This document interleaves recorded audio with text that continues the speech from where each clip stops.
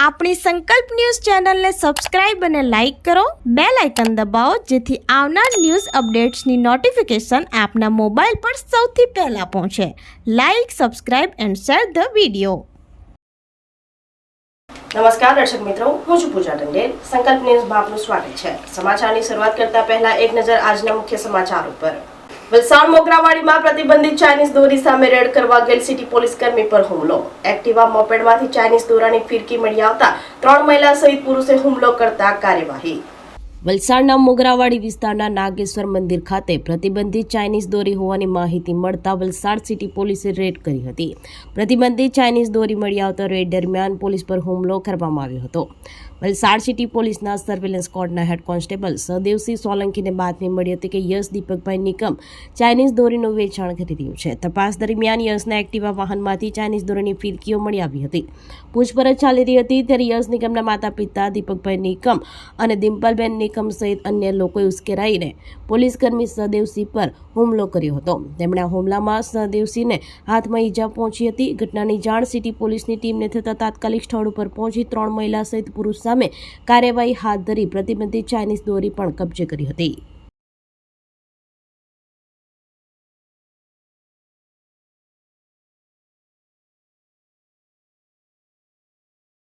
વલસાડના Chharwada coastal highway પર રિક્ષા ટેમ્પોમાં ઘૂસી જતા રસ્તા ઉપર જીવિત માછલીઓ વેરાઈ, 2 ને ઈજા. લોકોએ માછલીઓને કોથળાના ડ્રમમાં ભરી ઈજાગ્રસ્તોને સારવાર માટે હોસ્પિટલમાં ખસેડાયા. ઘટના સ્થળ ઉપરથી મળતી માહિતી અનુસાર નવસારી જિલ્લાના એક તળાવમાંથી માછલીઓનો જથ્થો ભરી રિક્ષા નંબર GJ15TT2545 વાપી તરફ જઈ રહી હતી. જ્યારે આ રિક્ષા વલસાડના છરવાડા ગામના કોસ્ટલ હાઈવે પર પહોંચી ત્યારે ત્યાં રસ્તા ઉપર પહેલાથી જ ઉભેલા એક ટેમ્પો સાથે ધડાકાભેર રખડાઈ હતી. ટક્કર એટલી જોરદાર હતી કે રિક્ષા રોડ ઉપર જ 2 થી 3 પલટી મારી હતી. અકસ્માતને પગલે હાઈવે પર થોડા સમય માટે અફરાતફરી મચી ગઈ હતી. અકસ્માત સર્જાતા રિક્ષામાં ભરેલી જીવતી માછલીઓનો જથ્થો રસ્તા ઉપર વિખેરાઈ ગયો હતો. અકસ્માત સર્જાતા આસપાસના સ્થાનિક લોકો તાત્કાલિક મદદે દોડી આવ્યા હતા. સ્થાનિકોએ માનવતા દાખવીને રસ્તા ઉપર વેરાયેલી માછલીઓને એકઠી કરી ફરીથી કોથળા અને ડ્રમમાં ભરવાની કામગીરીમાં મદદ કરી હતી. રિક્ષા પલટી જતા તેમાં સવાર 2 લોકોને ઈજાઓ પહોંચી હતી. બનાવની જાણ થતાં 108 એમ્બ્યુલન્સની ટીમ ઘટના સ્થળે પહોંચી ગઈ હતી. બંને ઈજાગ્રસ્તોને પ્રાથમિક સારવાર આપી વધુ સારવાર અર્થે વલસાડની સિવિલ હોસ્પિટલ ખાતે ખસેડવામાં આવ્યા હતા.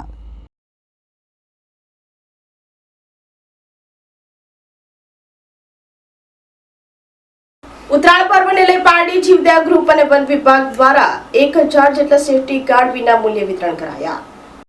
ઉત્તરાયણ પર્વને લઈ પારડી જીવદયા ગ્રુપ અને પારડી વન વિભાગના સહયોગથી 1000 જેટલા સેફટી ગાર્ડ વિના મૂલ્યે વિતરણ કરવામાં આવ્યા હતા. આ કાર્યક્રમ પારડી જીવદયા ગ્રુપના પ્રમુખ અલી અંસારી અને પારડીના RFO DT કોંકણી તેમજ સ્ટાફ જીવદયા ગ્રુપના સભ્ય યાસીન મુલતાની વગેરે ઉપસ્થિત રહ્યા હતા. સરકાર દ્વારા ચાલતા કરુણા અભિયાન 20 તારીખ સુધી ચાલશે. જ્યાં પણ ઘાયલ પક્ષી દેખાય ત્યાં તાત્કાલિક જીવદયા ગ્રુપને સંપર્ક કરવા અપીલ કરી હતી. સવારે 9 વાગ્યા પછી પતંગ ચગાવવા વિનંતી અને સાંજે 5 પછી પતંગ ન ચગાવવામાં આવે, કારણ કે સવારે પંખીઓ નીકળે છે અને સાંજે તેઓ પોતાના ઘરે માળામાં પરત આવી જાય છે, જેના કારણે તેઓને પતંગના દોરાથી ઈજા ન પહોંચે તેની તકેદારી રાખવા અપીલ કરી હતી. આ સેફટી ગાર્ડ વિતરણમાં કારોબારી અધ્યક્ષ ચેતન ભંડારી, એડવોકેટ નીલજ ભંડારી, ધ્રુવીન ભંડારી, શિરીષ પટેલ વગેરે હાજર રહ્યા હતા.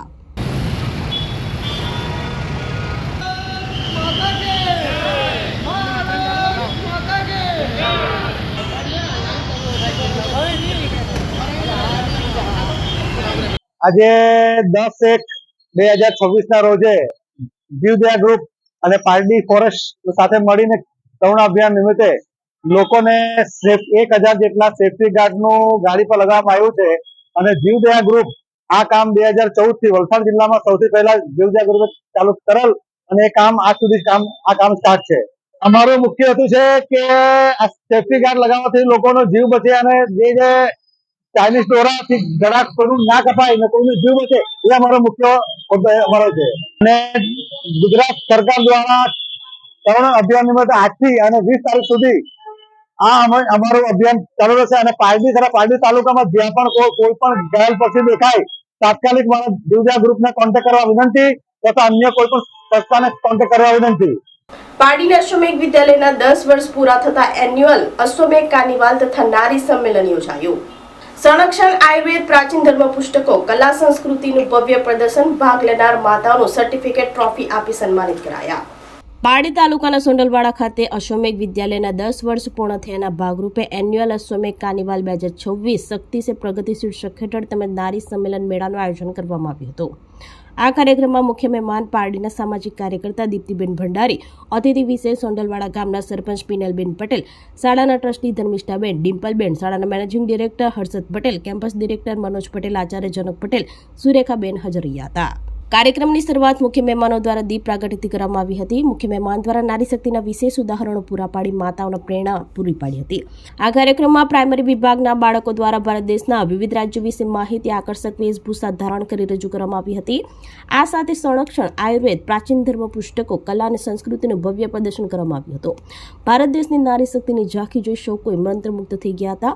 નારી સ્વાવલંબન મેળામાં શાળામાં ભણતા બાળકોની માતાઓને તેમજ આજુબાજુના વિસ્તારની મહિલાઓ પોતાના પગ ઉપર ઊભી રહી શકે તે હેતુથી નિઃશુલ્ક સ્ટોલ, જેમાં એમના દ્વારા જ ખાણીપીણી, કપડાં, કટલરી, રમકડા, આર્ટ એન્ડ ડેકોરેશન, ગૃહ ઉદ્યોગની વસ્તુઓ વગેરેનું વેચાણ અને પ્રદર્શન કરવામાં આવ્યું હતું.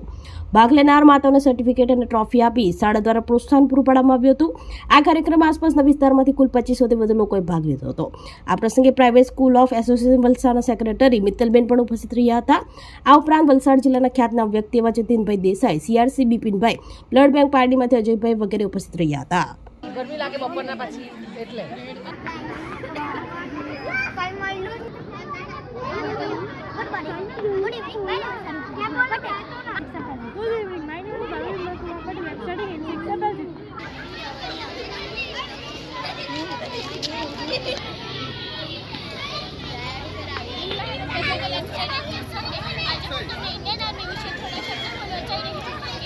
આજે શાળાની અંદર શક્તિ સે પ્રગતિ અને નારી સ્વાવલંબન મેળા બંનેનો સમન્વય કરતો એક ફનફેર પ્રકારનો, સાથે સાથે જ્ઞાનફેર પણ કહી શકાય એ પ્રકારનો એક કાર્નિવલ અશ્વમેઘ સંસ્થા દ્વારા આયોજિત થયો હતો, જેની અંદર આપણા દીપ્તિબેન ભંડારી, સોશિયલ વર્કર, આજના અતિથિ વિશેષ તરીકે હતા, એટલે મુખ્ય અતિથિ. અને અતિથિ વિશેષ તરીકે ગામના સરપંચ શ્રીમતી પિનલબેન એ પણ અહીંયા હાજર હતા. સાથે સાથે આપણે આમંત્રણને માન આપીને મહેમાનો પણ એ ઉપસ્થિત હતા. અને અમારા ફેડરેશનના સેક્રેટરી ખાસ મિત્તલબેન પણ અહીં હાજર છે. તો આ પ્રોગ્રામની અંદર વાલી મિત્રોએ, વિદ્યાર્થી મિત્રોએ ખૂબ સારો સહકાર આપ્યો છે. અને શાળાના શિક્ષક શિક્ષિકા મિત્રોએ અથાગ પ્રયત્ન કરી અને ખૂબ જ ચાર ચાંદ લાગે એવું ભવ્ય આયોજન કર્યું છે. આ પ્રોગ્રામથી બાળકોને એક કલા અને સાથે સાથે નોલેજ, શિક્ષણ જાણવા પણ મળશે. આવા પ્રયોગોથી વિદ્યાર્થીઓ ચોપડીથી બહાર પણ દુનિયા ફરીને આવે છે. અને એ ખરેખર જે સ્કૂલ દ્વારા આ સરસ મજાનો પ્રોગ્રામ થયો છે એ માટે હું શાળાના બધા જ સ્ટાફને અને વાલી મિત્રોને ખાસ આભાર પ્રગટ કરું છું. આજે અશ્વમેઘ સ્કૂલમાં જ્યારે હું એન્ટર થઈ, મને એટલા બધા પોઝિટિવ વાઇબ્સ ફીલ થયા. અને when I went each and every section, દરેક અલગ અલગ સ્ટેટ વાઇઝ છોકરાઓ પ્રેઝન્ટેશન કર્યું એમની ભાષા, એમના વેશભૂષામાં. ઇટ વોઝ ઓસમ. અને આ કરવું બહુ જ મહેનત માંગી લે છે. અને પેરેન્ટ્સ દ્વારા પણ પાછળ ફૂડ સ્ટોલ્સ છે કે બીજા સ્ટોલ્સનું આયોજન કરવામાં આવ્યું છે without any contribution from parents, એ પણ એક બહુ મોટી વાત છે. તો બહુ જ મને આજે ખરેખર બહુ જ આનંદ થાય છે. અને એમાં હર્ષદભાઈ અને મનોજભાઈ અને એમના આખા સ્ટાફને હું અભિનંદન આપું છું કે આવી સરસ આવા કાર્યક્રમો કરતા રહે અને આવા સારા શિક્ષણ જગતમાં કાર્યો કરતા રહે અને છોકરાઓને આટલા જ એક્ટિવ કરતા રહે. સો અને મને આજે અહીંયા ઇન્વાઇટ કરીને મને ખરેખર બહુ જ આજે દિલથી એ લોકો માટે માન સન્માન ઓર વધી ગયું છે. અને મારી સ્કૂલ છે અને હું આવતી રહીશ દરેક પ્રોગ્રામમાં. Thank you so much and wish you all the best for success and success. Thank you. તો આ હતા સમાચારો. નવા સમાચારો સાથે કાલે ફરી મળીશું. નમસ્કાર. આપણી સંકલ્પ ન્યૂઝ ચેનલને સબસ્ક્રાઇબ અને લાઇક કરો, બેલ આઇકન દબાવો જેથી આવનાર ન્યૂઝ અપડેટ્સની નોટિફિકેશન આપના મોબાઈલ પર સૌથી પહેલા પહોંચે. Like, subscribe and share the video.